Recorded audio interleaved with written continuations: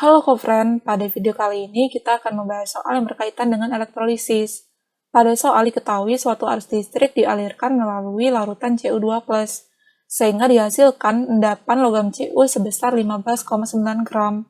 Dengan jumlah arus listrik yang sama, kita disuruh menentukan berapakah massa Ag yang dapat dihasilkan dari larutan Ag. Pertama, kita tentukan terlebih dahulu jumlah arus atau muatan listriknya. Pertama, kita buat terlebih dahulu reaksi elektrolisis dari larutan Cu2+. Pada anodanya akan dapat terjadi reaksi oksidasi air atau oksidasi halida atau oksidasi anoda atau oksidasi OH-, karena pada soal tidak diberikan informasi anion yang terdapat pada larutan atau elektroda yang digunakan pada larutan atau suasana dari larutan Cu2+-nya. Sehingga kita asumsikan pada anodanya akan dapat terjadi reaksi oksidasi air atau oksidasi halida atau oksidasi anoda atau oksidasi dari OH-. Kemudian pada katodanya, karena kationnya adalah Cu2+ dan fasanya larutan, maka pada katoda akan terjadi reaksi reduksi Cu2+ ditambah 2 elektron menjadi Cu. Untuk menentukan arus, kita dapat menggunakan rumus F sama dengan I kali T dibagi 96500 Coulomb per mol.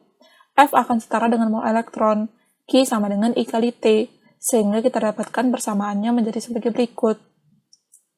Kemudian pada reaksi pada katoda, mol elektron sama dengan 2 kali mol Cu, sehingga kita dapatkan persamaannya menjadi sebagai berikut.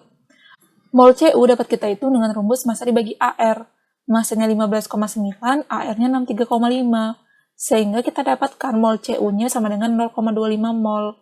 Kemudian kita masukkan mol Cu-nya pada persamaan berikut, sehingga kita dapatkan nilai Q-nya sama dengan 48250 Coulomb. Nilai Q yang telah kita dapatkan sebelumnya, kita dapat gunakan untuk menentukan massa Ag. Pertama, kita buat terlebih dahulu reaksi elektrolisis Ag.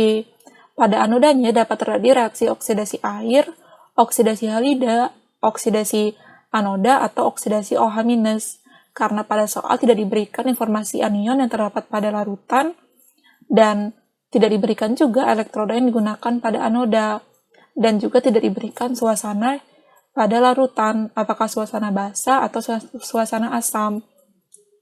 Sehingga dapat kita asumsikan pada anoda akan terjadi reaksi oksidasi air atau oksidasi halida atau oksidasi anoda atau oksidasi OH-.